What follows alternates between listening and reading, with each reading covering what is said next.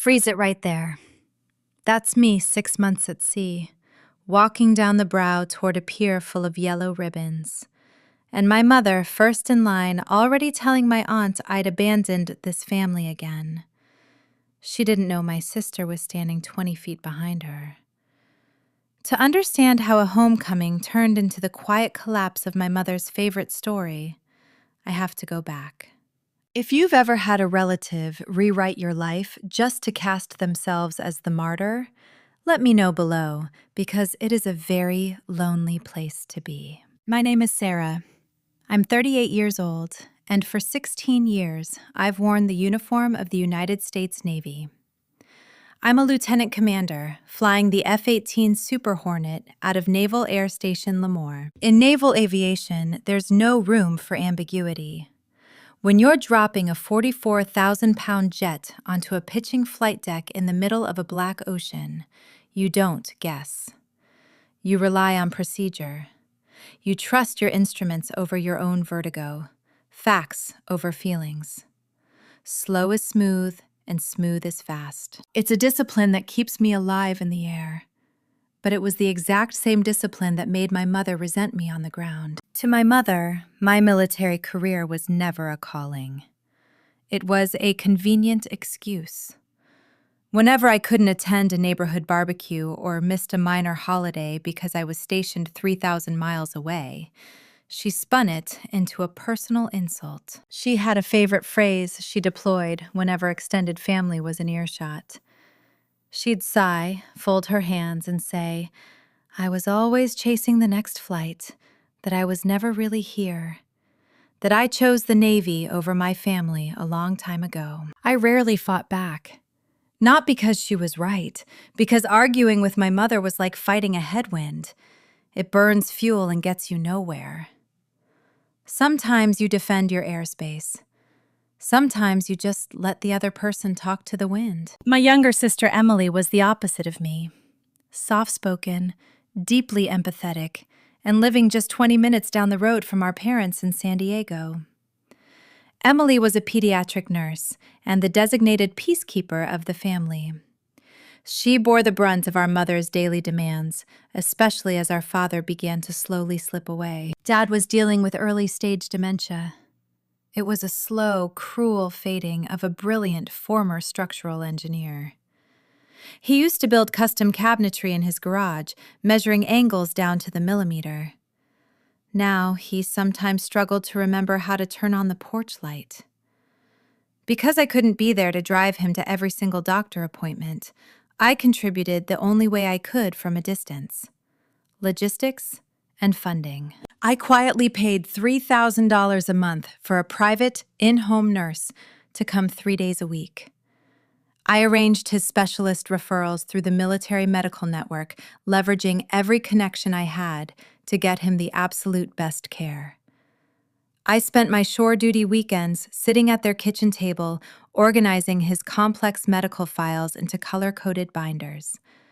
I paid for the nurses, not because it absolved me of guilt, because my father deserved dignity. But invisible work earns 0 credit with a woman who measures devotion in visible martyrdom. My mother loved the performance of suffering.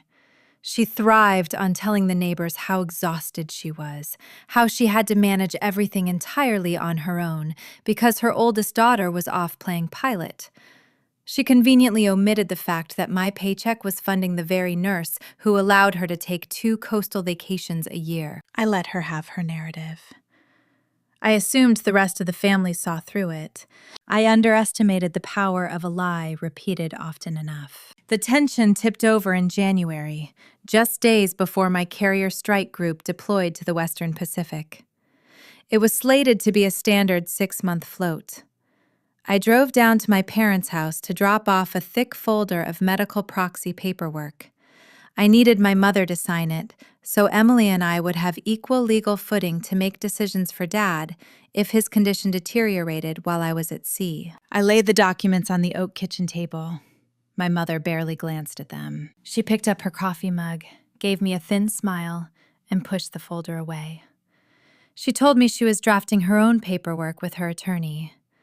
Paperwork that would put her in absolute sole control of his care and his estate. When I calmly explained why locking her daughters out of the process was a dangerous single point of failure, she cut me off. She said I was leaving again. She said I chose my path, and she and Emily would just have to manage the real world without me. Like always, I didn't raise my voice. You can't logic someone out of a position they use as a weapon. I simply kissed my dad goodbye, hugged Emily on the front porch, and walked out to my car. 2 weeks later, my carrier pulled out of San Diego Bay, gliding past Point Loma and into the open ocean. Life on an aircraft carrier is a masterclass in exhaustion. You work 18-hour days. You smell permanently of jet fuel and damp laundry. You sleep in a cramped rack beneath a flight deck that shakes violently every time an aircraft catches the arresting wire. You lock away the noise from home because a distracted pilot is a dangerous pilot. For the first 3 months, everything went exactly to plan. I flew my missions, I ran my department. I called home once a week when the choppy satellite connection allowed it. Emily would give me updates on Dad, and my mother would complain about the price of groceries, pointedly ignoring me when I asked if she had filed any legal paperwork yet. Then came late April. We were operating in deep water, hundreds of miles from the nearest coastline. I'd just finished a brutal night flight. I was sitting in the ready room, peeling off my sweaty flight suit and debriefing with my wingman. I was running on 4 hours of sleep and stale coffee, just looking forward to a hot shower and a dark bunk. The heavy steel door of the ready room swung open. It was our squadron's duty officer. He wasn't carrying the usual stack of maintenance logs. He was holding a single piece of red-bordered paper. In the military, there's a specific cold kind of dread, reserved for a piece of paper delivered to you in person while you're at sea. It's called a Red Cross message. It means someone at home is dead, dying, or in critical condition, and the military is officially notifying your chain of command. The room went completely silent. The duty officer walked straight toward my chair. He handed me the paper. I braced myself, absolutely certain my father had finally slipped away. I looked down at the capitalized text. The emergency wasn't my dad. It was my younger sister, Emily. She had collapsed and been rushed to an intensive care unit, requiring immediate, massive, life-altering surgery. And my mother, who demanded total control over everything, was suddenly the only one standing in the hospital waiting room. The red border on a military emergency message strips away all the noise of a deployment. You stop feeling exhausted. You stop feeling the constant dull vibration of the ship's engines. Your vision narrows down to a single, terrible objective. The printed text stated that my sister Emily had suffered a sudden, severe internal rupture. Her blood pressure was crashing, and she was being prepped for high-risk abdominal surgery at a major medical center in downtown San Diego. I did not freeze. I went straight into aviation mode. Assess the emergency, plot the intercept course, execute. I grabbed the message and walked briskly to my commanding officer's stateroom. He took one look at the red border, looked up at my face, and signed my emergency leave authorization on the spot. No hesitation. He just told me to pack a bag and get to the flight deck. Getting off a deployed carrier is a brutal exercise in logistics. You do not just pack a bag and call a cab. You wait for a military transport plane to fly you to a friendly runway. 4 hours later, I was strapped into the windowless belly of a transport aircraft, smelling of hydraulic fluid and jet exhaust. We launched off the deck into the pitch-black night, pulling immense gravity as the catapult threw us over the dark ocean. We landed at a naval base in Japan. From there, I sprinted through the terminal, slapped my credit card down at a commercial counter, and bought a $4,000 ticket to Los Angeles, followed by a connecting hopper flight down to San Diego. It was 32 hours of continuous transit. I did not sleep a single minute. I just stared at the flight tracker on the seatback screen. I watched the little digital plane inch across the Pacific Ocean, terrified that the miles were ticking by far too slowly, praying that my sister would hold on just a little bit longer. I walked through the sliding glass doors of the intensive care unit at 2:30 on a Tuesday afternoon. I was still wearing the same crumpled civilian clothes I had thrown on half a world away. I stepped up to the security desk. I handed the guard my military identification card, and he pushed a heavy paper logbook across the counter. I signed the visitor log, printing my full legal name, the exact date and the time, in neat block letters. It was a mundane, automatic habit. The military drills it into you. You always log your presence. A tiny, insignificant act that I would later realize was the most important thing I did that entire year. I found my mother in the surgical waiting area. She was not managing the crisis. She was entirely consumed by it. She was standing near the coffee machine, complaining loudly to a hospital social worker about how exhausted she was, how this emergency was ruining her schedule, and how she had no idea what to do about my father now that Emily could not help. She was not focused on Emily's survival. She was focused on the inconvenience of Emily's pain. I did not raise my voice. I simply walked past her, intercepted the charge nurse, and asked for the surgical consent forms. Not because I wanted to sideline my mother, because someone actually needed to read the medical paperwork and make a logical decision. I scrubbed my hands, put on a sterile yellow gown, and went straight into the preoperative holding area. Emily looked so incredibly small in that stark white hospital bed. Monitors were beeping frantically. Her skin was terribly pale. When she saw me, her eyes went wide. She whispered that she thought I was in the middle of the ocean. I pulled a plastic chair right up to the metal bed rail. I took her hand and leaned in close. "There is not an ocean on earth big enough to keep me away from you," I told her. "I am right here. I have the watch." She cried, but her shallow breathing began to slow down.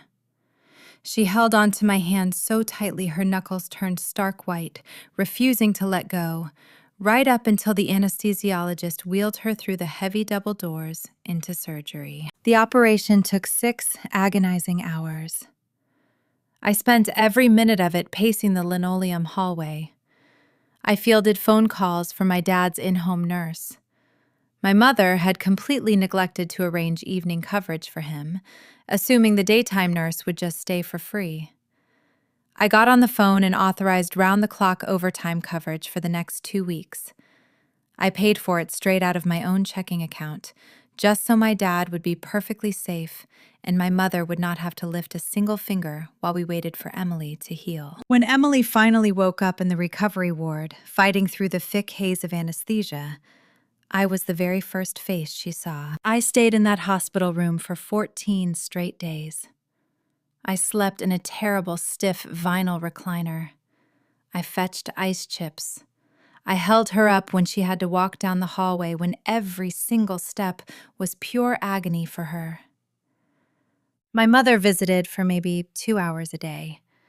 Whenever a doctor or a chaplain walked into the room, she immediately performed the role of the weary, dedicated caregiver, sighing heavily and dabbing her eyes. But as soon as the medical staff left, she complained about the price of the hospital parking garage and said she needed to go home to rest.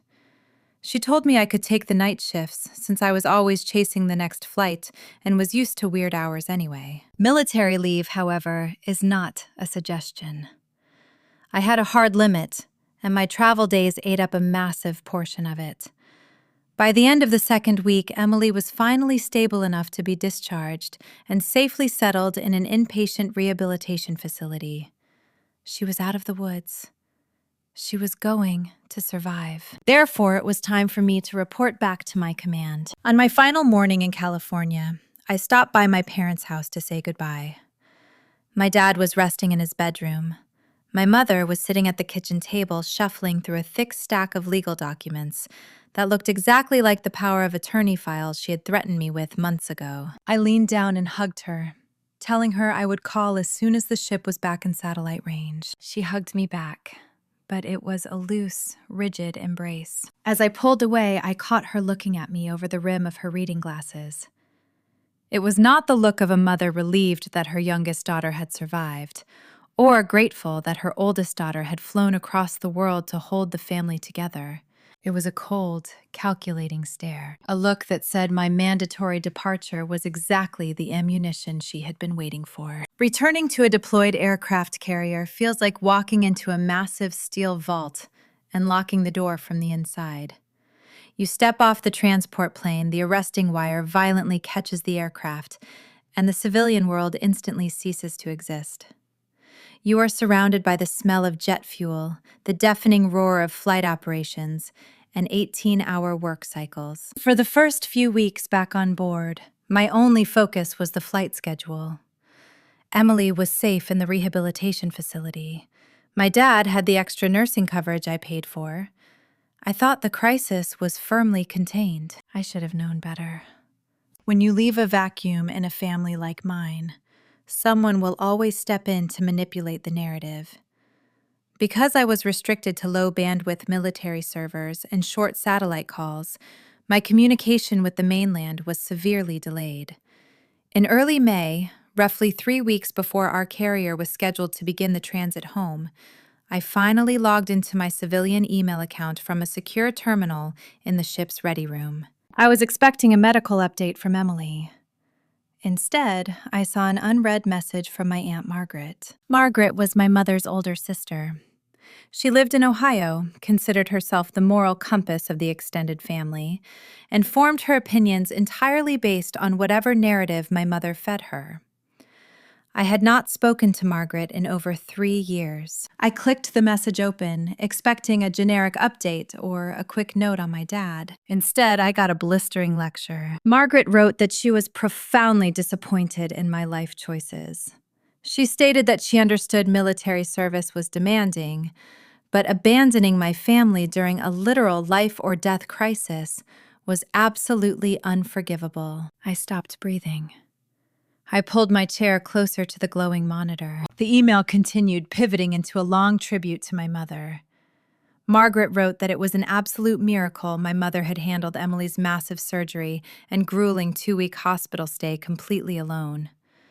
She called my mother a saint for sleeping in uncomfortable hospital chairs for 14 straight nights without a single ounce of help, all while trying to secure my father's future. The final sentence hit like a physical punch. Margaret wrote that my mother had confessed to the family that I did not even try to get emergency leave.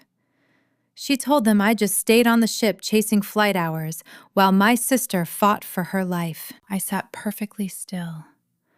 The heavy vibration of the ship beneath my boots felt entirely disconnected from reality. My mother was not just complaining about my career anymore. She was actively rewriting history. She had taken the 14 days I spent pacing that linoleum hallway, the grueling 32-hour flight across the world, the thousands of dollars I drained from my own savings to keep my dad safe, and she had simply erased it all. She stole my exact actions, the stiff chair, the endless nights, the physical support, and pasted herself over my name. She told the entire extended family I was never there. The betrayal felt like a cold stone in my stomach. Not because my aunt believed it, because I suddenly understood exactly why my mother was doing it. This was not just a desperate grab for sympathy. This was a highly calculated tactical maneuver. In naval aviation, you are trained to look past the initial system failure and identify the secondary threat. People do not weave a verifiable fiction of that magnitude just for attention. They do it to justify a massive, permanent action. Therefore, I bypassed my inbox and logged directly into the shared online portal for my father's medical network. The page took 3 agonizing minutes to load over the ship's satellite link. When the ledger finally appeared, my stomach completely bottomed out. My administrative access to his medical charts, an access I had maintained for 3 years, was entirely revoked.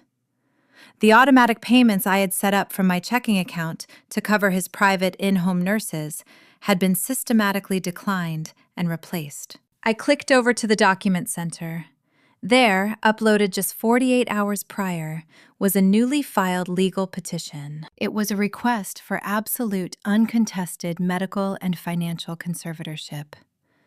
My mother was moving to finalize the very paperwork she had threatened me with before I deployed. But it was the justification clause that made my vision blur with anger. There, in sterile, legally binding text, was her sworn claim.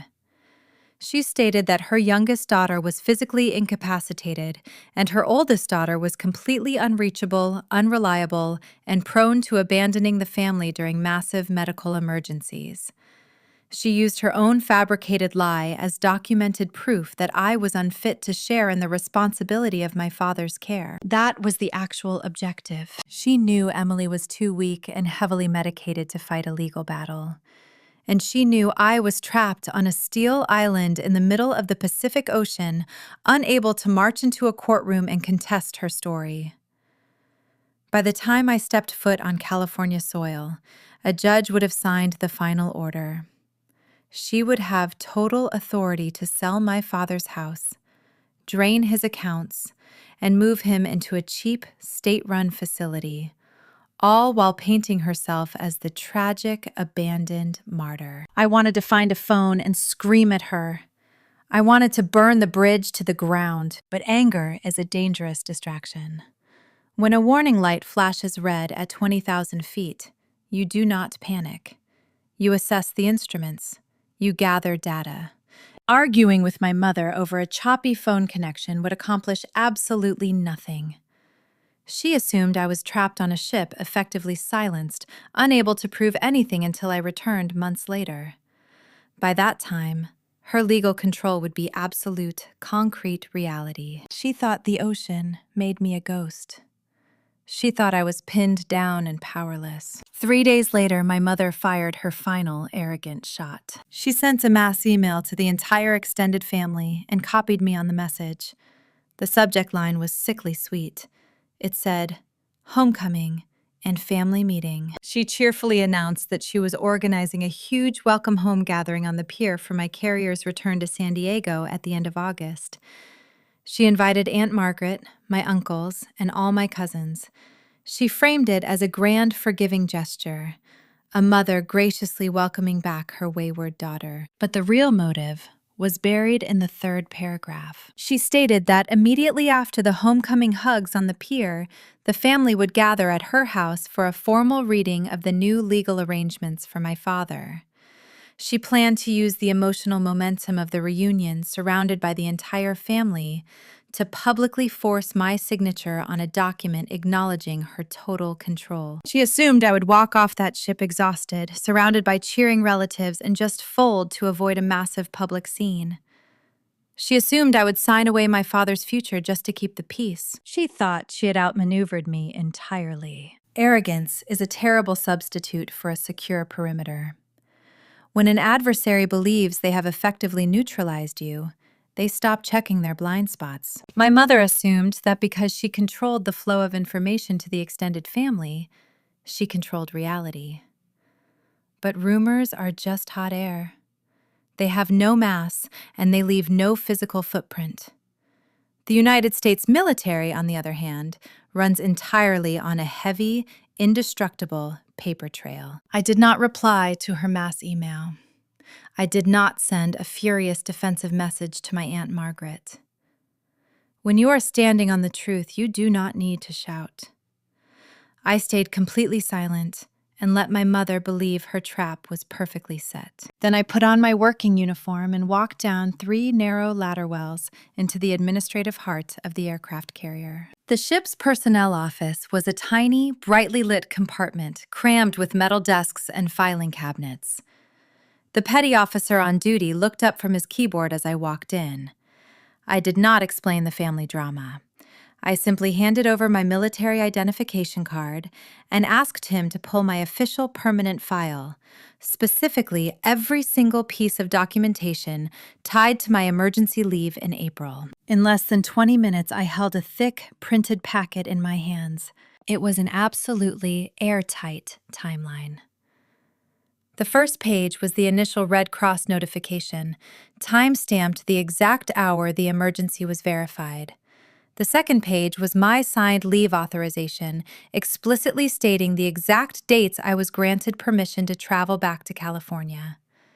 The third and fourth pages were my official military travel vouchers. They listed my flight itineraries, the commercial ticket numbers, and my exact arrival and departure times from San Diego, all paid for with my personal credit card. Every single hour of my absence from that ship was meticulously accounted for by the Department of Defense. But I knew my Aunt Margaret would look at military forms and see nothing but bureaucratic jargon. I needed the civilian side of the equation. Because of the time difference, it was early evening back on the mainland. I went to the ship's quiet room, picked up a secure satellite phone, and dialed Emily's apartment. When she answered, her voice sounded remarkably stronger. She told me she was finally walking without assistance and her pain was manageable. We talked about her physical therapy for a few minutes before I took a breath and carefully steered the conversation. I did not sugarcoat the situation. I told her exactly what our mother was doing. I read her the email from Aunt Margaret word for word. I explained the legal conservatorship filings and how our mother was using the fabricated story of my absence to permanently sever my legal connection to our father. For a long time, the line was completely quiet. All I could hear was the faint static hum of the satellite connection stretching across the Pacific Ocean. Emily absolutely hated conflict.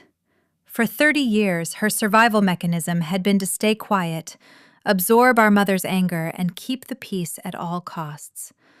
I was terrified she would ask me to just let it go. I was afraid she would say that fighting back would only make our father's final years more miserable. Instead, Emily let out a slow, steady breath. She told me she remembered exactly who held her hand when the anesthesia went in. She remembered who pushed the surgeons for answers when her blood pressure dropped. She remembered the exact color of the stiff hospital recliner I slept in, and she knew our mother never stayed past 3 in the afternoon. She said our mother had stood over her bed just a week prior, insisting that her memory of my visit was just a hallucination caused by the heavy pain medication. My mother was actively trying to gaslight my recovering sister just to protect her own fabricated narrative. That was the breaking point for Emily. She told me she would drive down to the hospital records department herself. She promised to secure physical copies of the intensive care unit visitor log, the same log I had signed at 2:30 in the afternoon on the day I arrived. And she promised me, with a cold resolve I had never heard in her voice before, that she would be standing on the pier on homecoming day. We had the armor. We just had to wait for the battlefield to assemble. The final weeks of the deployment passed in a blur of packing crates and final maintenance checks. As the ship steamed eastward toward the California coast, the anticipation on board grew electric. A carrier homecoming is a massive, highly emotional spectacle. It is a sensory overload designed to strip away your defenses. On a bright, cloudless spring morning, the strike group finally eased into the channel at Naval Base San Diego. I stood on the flight deck in my dress khaki uniform, the morning sun reflecting off the water. The massive skyline of the city rose up behind the bridge. I could see the pier packed with thousands of people. It was a sea of colored banners, brass bands, and emotional reunions waiting to happen. I walked down to the hangar bay, found my assigned exit point, and waited for the heavy steel brow to be lowered into place. I reached into my bag and pulled out a simple manila envelope containing my leave chits, the travel vouchers, and the hospital logs Emily had successfully mailed to the ship weeks earlier. I tucked the envelope securely under my arm. As I stepped onto the metal ramp and began the long walk down to the concrete pier, the noise was absolutely deafening. People were cheering, families were weeping, and sailors were sprinting into the arms of their spouses. I kept my eyes up, scanning the faces behind the security barricade. I spotted them immediately. My mother had positioned herself front and center, practically pressed against the chain-link fence. She was wearing a brightly colored spring dress and holding a massive, expensive bouquet of flowers. She was completely in her element. the tragic, loving mother waiting to publicly forgive her difficult, absent daughter. Surrounding her were my aunts, uncles, and cousins. Aunt Margaret was standing right beside her, arms crossed, looking up at the ship with a tight, disapproving expression. They were perfectly arranged to witness my supposed humility, fully expecting me to fold under the weight of the family judgment. But as I reached the bottom of the brow and stepped onto the concrete, I saw something my mother had entirely failed to notice. Standing exactly 20 feet behind the barricade, completely separated from the group, was my sister, Emily. Emily had not told my mother she was coming. She had driven herself, fighting through the lingering exhaustion of her massive surgery, just to be there. I adjusted my cover, squared my shoulders, and walked straight toward the barricade. The trap was fully set, but I was the one holding the hammer. The walk down the heavy steel brow of an aircraft carrier is a massive sensory assault. You are hit by the humid salt air, the deafening blare of a Navy brass band, and the chaotic roar of thousands of families cheering behind the security barricades. After 6 months of highly controlled, rigid routine in the middle of the ocean, the sudden explosion of civilian emotion is entirely overwhelming. If you have ever had to walk into a family gathering, fully prepared to dismantle someone's carefully constructed lie, let me know in the comments how you managed to keep your composure. I kept my eyes locked straight ahead as my boots hit the concrete pier. I walked directly toward the yellow ropes where my extended family had assembled. My mother did not wait for me to clear the security checkpoint. She pushed her way to the very front of the crowd. She was holding a massive, incredibly expensive bouquet of flowers. The moment I was within earshot, she launched straight into her carefully rehearsed performance. She threw her arms wide open and practically shouted my name, ensuring that every single aunt, uncle, and cousin in our group was watching. She pulled me into a rigid, highly performative embrace. I did not hug her back. I just stood perfectly still. When she realized I was not reciprocating, she pulled away, keeping her hands firmly on my shoulders. She looked at me with a heavily practiced expression of exhausted pity. She projected her voice so it carried clearly over the noise of the crowd. She told me she was so incredibly relieved I was finally back on dry land. She shook her head tragically, turning slightly toward Aunt Margaret. She loudly proclaimed that it had been such a dark, lonely spring, and that managing Emily's terrible medical crisis completely by herself had nearly broken her. Then she squeezed my shoulder and delivered the trap. She told me not to worry about a thing. She cheerfully announced that the new legal papers for my father were sitting on her kitchen table, and all I had to do was sign them this afternoon, and I would never have to burden my busy military schedule with his care again. Aunt Margaret stood right beside her, offering me a stiff, deeply disappointed nod. The rest of the extended family leaned in, watching closely, fully expecting me to lower my head, accept my guilt, and surrender entirely. I did not flinch. I did not raise my voice. I absolutely did not accept the flowers. I simply reached under my arm and unclasped the plain manila envelope. I pulled out the thick stack of official printed paper. I bypassed my mother entirely and handed the top document directly to Aunt Margaret. I kept my voice entirely level and conversational. I told my mother I would not be signing any legal documents that afternoon. I told her I found it incredibly strange that she claimed to be entirely alone in April, considering my military service record documented a very different reality. Aunt Margaret frowned and looked down at the heavy black Department of Defense letterhead. I tapped the paper in my aunt's hands. I explained that the military does not just lose track of a 38-year-old pilot. I told the family that the first page was my verified emergency leave authorization signed by my commanding officer on the exact day my sister collapsed. I told them the second page was my official travel voucher listing the commercial flight numbers, the exact dates, and the receipt showing I had personally paid $4,000 to fly from Japan to San Diego, right in the middle of a major tactical deployment. The circle of relatives went completely silent. The only sound was the heavy rustle of the thick paper passing between my aunts and uncles. My mother's perfectly crafted smile instantly shattered. Her face flushed a deep, panicked red. She immediately tried to wave the papers away, her voice rising in defensive pitch. She frantically told the family that military paperwork was notoriously confusing and full of meaningless jargon. She insisted that a travel voucher did not prove I actually stayed at the hospital. She tried to pivot back to her exhaustion, loudly claiming that her memory of those 2 weeks was just a blur of trauma, but she absolutely knew I had abandoned them. She was desperately trying to keep the lie afloat by leaning into her own martyrdom. That was exactly when the crowd of relatives parted. Emily stepped out from the back of the group. My mother gasped, taking an actual physical step backward. She had absolutely no idea Emily was on the naval base. She assumed Emily was miles away, resting quietly in her apartment, completely out of the way. Emily looked pale, and she was moving slightly stiffly, but her posture was entirely unyielding. For 30 years, she had never publicly contradicted our mother.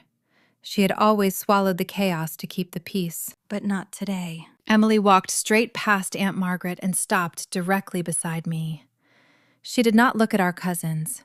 She did not look at our uncles.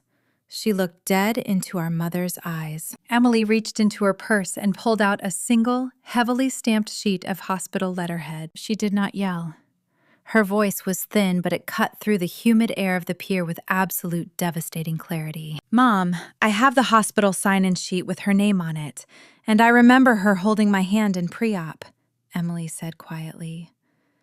"I don't know who you've been telling this story to, but it isn't true." The dramatic irony of my mother's grand plan completely inverted on her in a matter of seconds.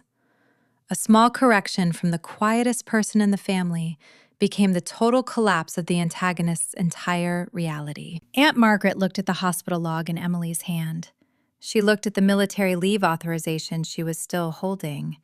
Then she looked directly at my mother, her face twisting in pure, unadulterated shock and disgust. The entire extended family realized simultaneously that they had been drafted into a deeply manipulative, entirely fabricated smear campaign against a woman who had crossed an ocean to save her sister. My mother stood there in her bright spring dress, entirely exposed.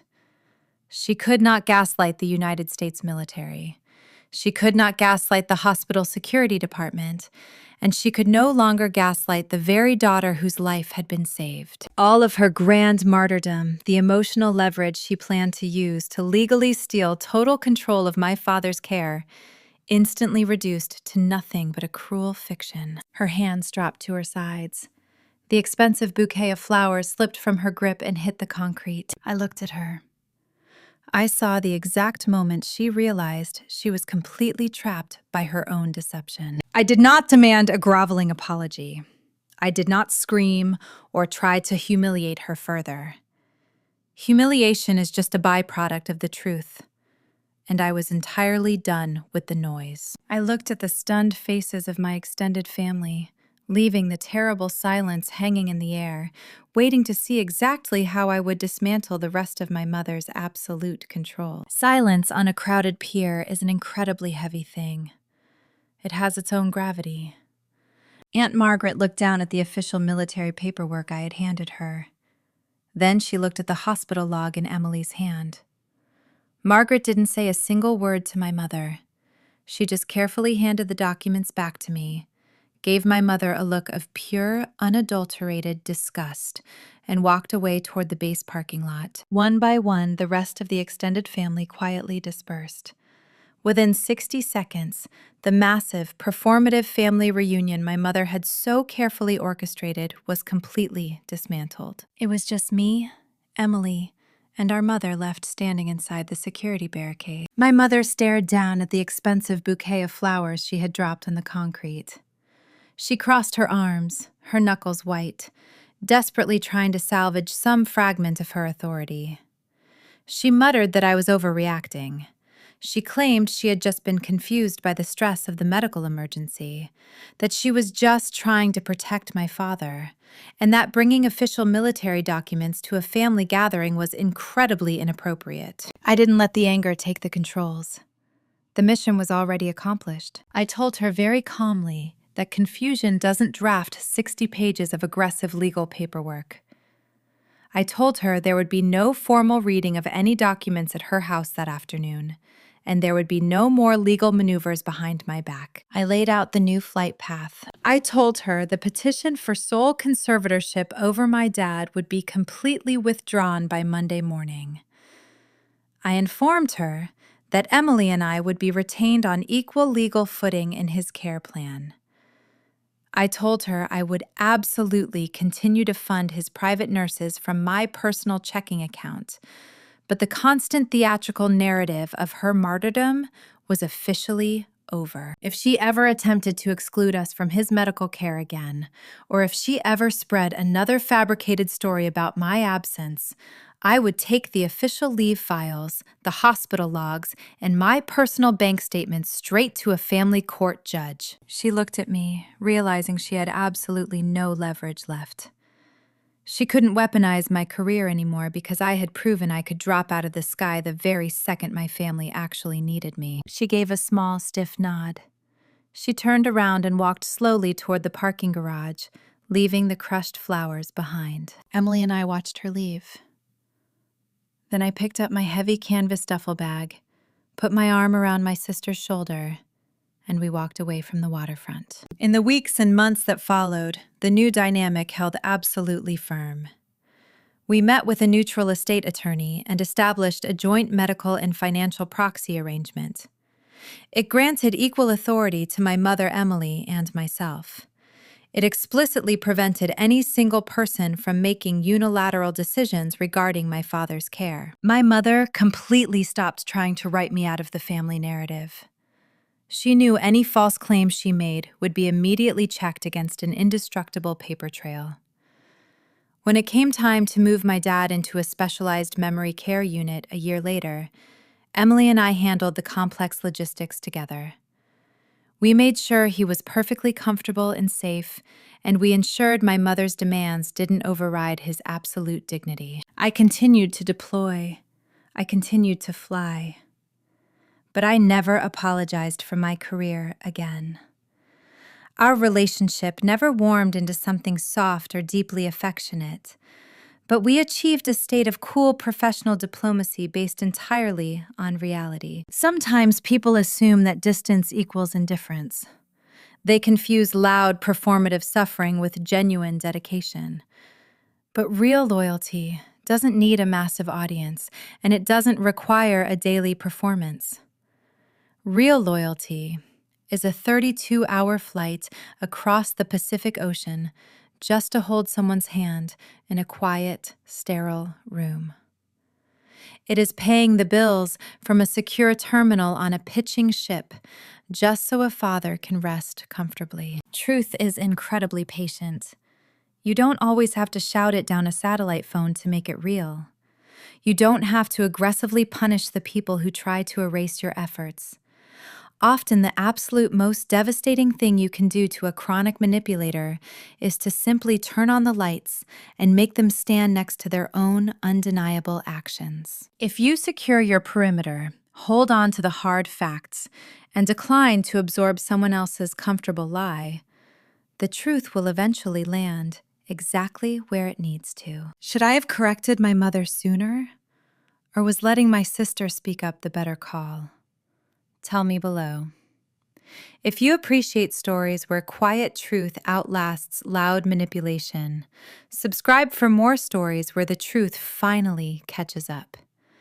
Next time, I will tell you about a retired Army logistics officer who watched his ambitious stepson try to quietly siphon a modest inheritance, completely forgetting he was dealing with a man who spent 40 years tracing missing inventory down to the final penny.